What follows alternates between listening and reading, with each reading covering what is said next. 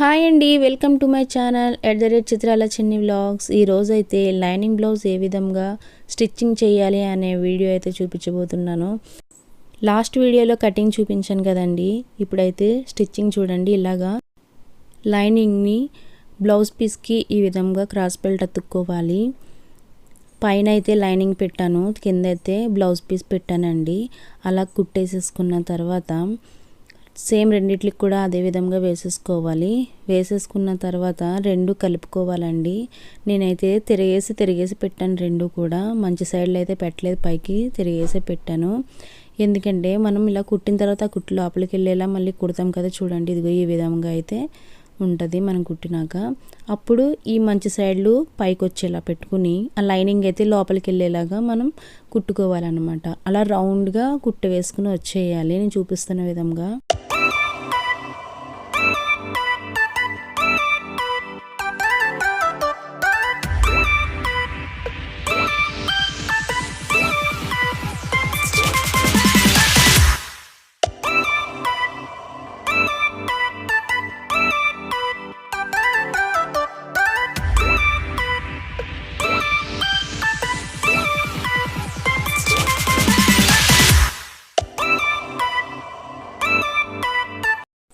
ఈ విధంగా cross belt అయితే కంప్లీట్ అయిపోయిందండి.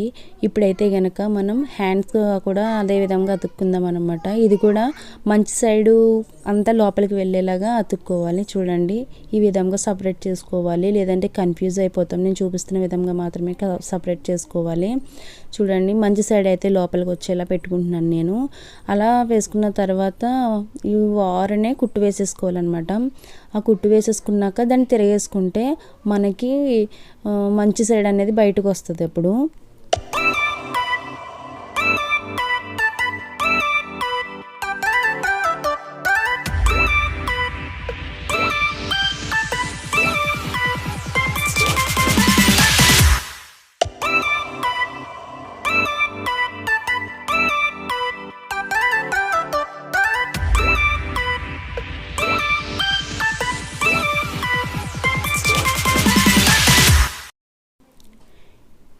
ఈ విధంగా అయిపోయిన తర్వాత మళ్ళీ రౌండ్గా కూడా వారే మనం కుట్టు వేసేసుకోవాలి.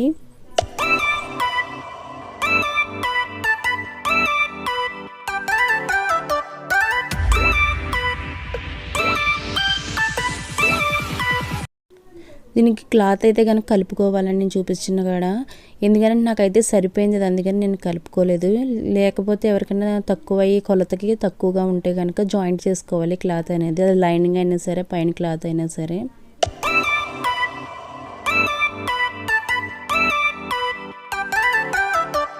సెకండ్ది కూడా ఇదే విధంగా అతికేసుకుందాం.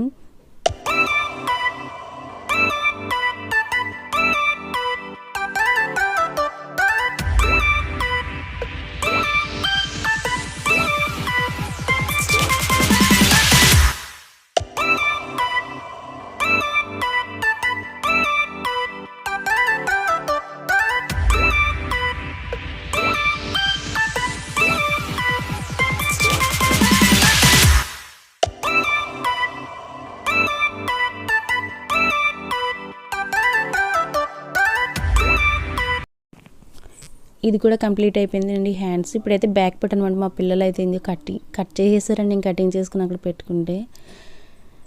ఇప్పుడు బ్యాక్ పార్ట్ అయితే కనుక నెక్ అతుక్కుందాము. దీన్ని మనం తిరిగేసి మంచి సైడ్ బ్యాక్ సైడ్ అలా పెట్టేం అతుక్కోవసరం లేదు.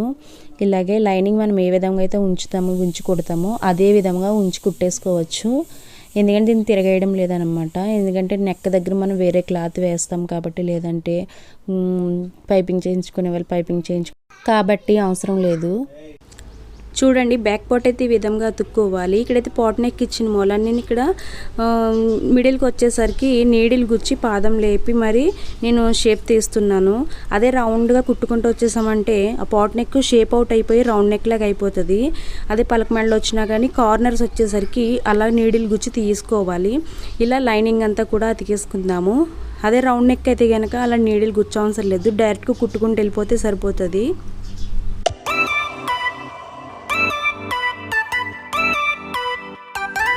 చూడండి ఇక్కడ నడుము దగ్గరకు వచ్చేసరికి నేను కుట్టేటప్పుడు ఒక 1/2 ఇంచ్ అయితే బ్లౌజ్ పీస్ కొంచెం వదిలేసాను లైనింగ్ కాకుండా. అలా వదిలిపెట్టవలసిన అవసరం అయితే లేదు. నేనైతే కనుక అక్కడ కొంచెం బాగాలేదని చెప్పి క్లాత్ వదిలిపెట్టాను. మీరు ఆ చివరి నుంచి అతికేసుకోవచ్చు. ఫస్ట్ అక్కడ అడ్జస్ట్ చేసుకున్న తర్వాత నెక్ కూడా కుట్టుకోవాలన్నమాట. లేకపోతే నడుము దగ్గర ఫస్ట్ కుట్టేసుకున్న తర్వాత నెక్ అన్నా అలా కుట్టుకోవచ్చు.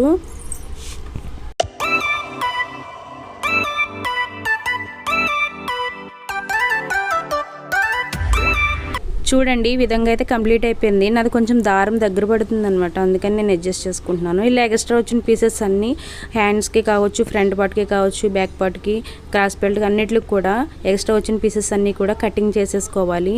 లైనింగ్ కనిపిస్తుందండి ఎంతవరకు ఉన్నది ఏంటి అనేది, నీడ కనిపిస్తూ ఉంటుంది కదా, దాన్ని బట్టి మనం కటింగ్ చేసేసుకోవాలి. లేదంటే తిరిగేసైనా కటింగ్ చేసుకోవచ్చు.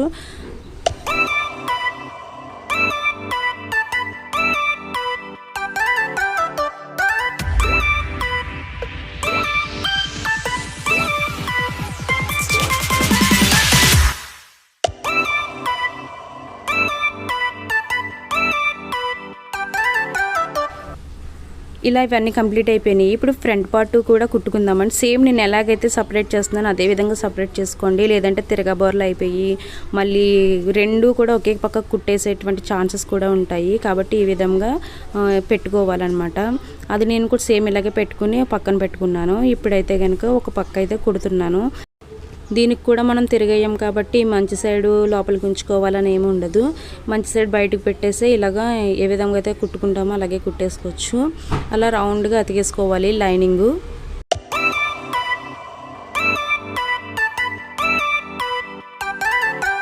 చూడండి ఈ విధంగా అయితే మొత్తం అన్ని లైనింగ్స్ కుట్టేసాను. ఎడ్జెస్ బయటకున్న క్లాత్ కూడా కట్ చేసాను అనమాట. ఇక్కడ మనం స్టార్టింగ్ కటింగ్ చేసేటప్పుడు మార్కింగ్స్ పెట్టుకుంటాం కదా, కటింగ్ వీడియోలు అయితే తప్పకుండా ఉంటుందని నేను లింక్ కూడా కింద ఇస్తానమాట. మీరు చూడండి cutting video, normal blouse stitching video కూడా మీరు చూడండి, అర్థమవుతుంది మీకు చాలా వివరంగా ఉంటుందండి ఆ వీడియోలో అయితే కనుక. మీరు చాలా సింపుల్గా ఒక్కసారి చూస్తే కుట్టేసుకోవచ్చు.